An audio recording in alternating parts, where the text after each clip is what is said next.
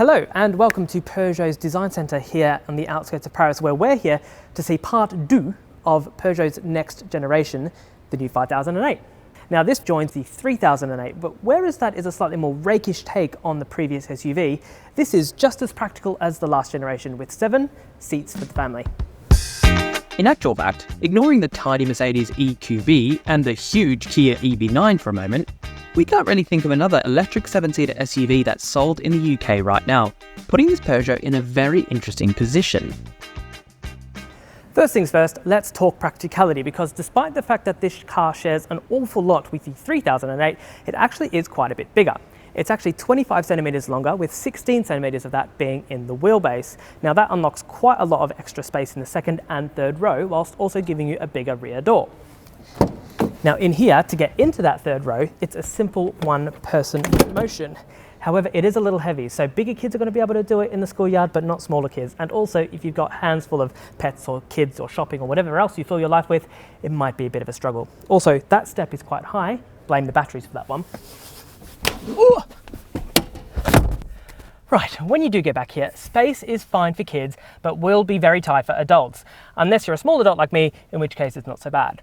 Something to consider with these sorts of occasional 7-seaters though is the height of the floor. Now in models like this, quite often the floor can be quite high, which means that your knees are up by your earlobes, which isn't particularly comfortable. This one, however, is actually pretty good. In fact, packaging is a pretty odd situation when it comes to EVs, because the space where the seats usually fold into is full of batteries.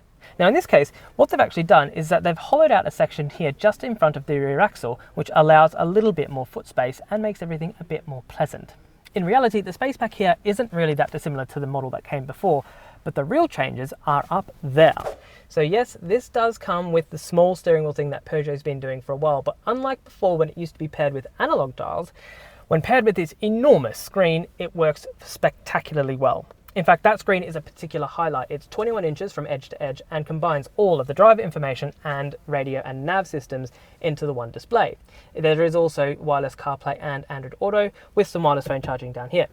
In addition to that, there's also this iToggle system, which has shortcuts which are customizable and allows you to get quick access to any functions that you regularly use. Above that, the total interior design is next level. It's so cool in here. There's lots of fabrics, there's lots of reflective materials, there's a little bit of glossy black, which is a problem, but actually, do you know what? It's such a small amount of it that it's perfectly fine. And look, there's even a volume knob. In addition to that, also, there's some extra storage like this big bin down here. And look, generally speaking, this is what makes this car feel like a full generation leap for Peugeot. It's a family car of the future. While Peugeot might feel like it's still reaching up into the premium space, the interior is very much so already there. It's just brilliant. And if you're into your numbers, Peugeot is claiming luggage space of up to 259 litres with all 7 seats in place, an impressive 748 litres with the third row stowed, and a massive 1,815 litres with both second and third rows down, which will make for some excellent dump/moving van fodder on the weekends. So, the E-5008 will initially launch with 3 different electric powertrain options. There's going to be 2 with a single motor and 1 with a dual motor. Now those single motor options are available either with 201 or 223 brake horsepower and come specifically with either a 73 or a 98 kilowatt-hour battery pack. That entry-level 73 kilowatt-hour model is then able to go up to 327 miles on a charge, but the 98 kilowatt version is able to extend that to over 400 miles. Now on top of that is the dual motor, which ups power to 321 brake horsepower, but it's only available with the smaller 73 kilowatt-hour battery, but of course it also gives it 4-wheel drive. On top of all of these electric options, Peugeot will offer 2 hybrid models, the first being a 1.2 litre 3-cylinder petrol engine matched to a 48-volt mild hybrid system, with a more substantial 192 brake horsepower plug-in hybrid coming on a little later. Consider that all bases covered then. This is all wrapped up in a much more stylish and edgy body, but it's not quite as rakish as that 3008 that came before. It is, at the end of the day, still a family car. Now at the front, it has all of the same bits as the E3008, which means that it's got that graduating grille and the typical 3-crawl motif. However, at the rear, everything is a little bit more boxy, but still no less stylish. Peugeot's still doing their non-radial wheel things, which I know that some of you like and don't like. I personally think they're great, especially in this 20-inch size on the GT model.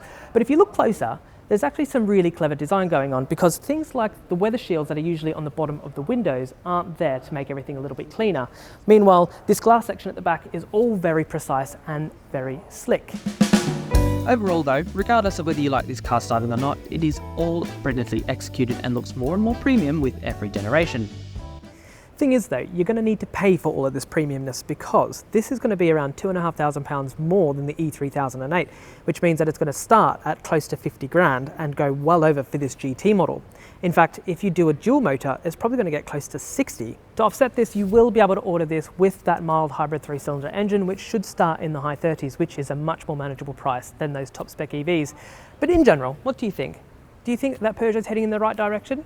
In reality, 7-seater cars are bought by people who need them rather than want them, but even so, I think Peugeot's done a pretty good fist of making this one pretty desirable.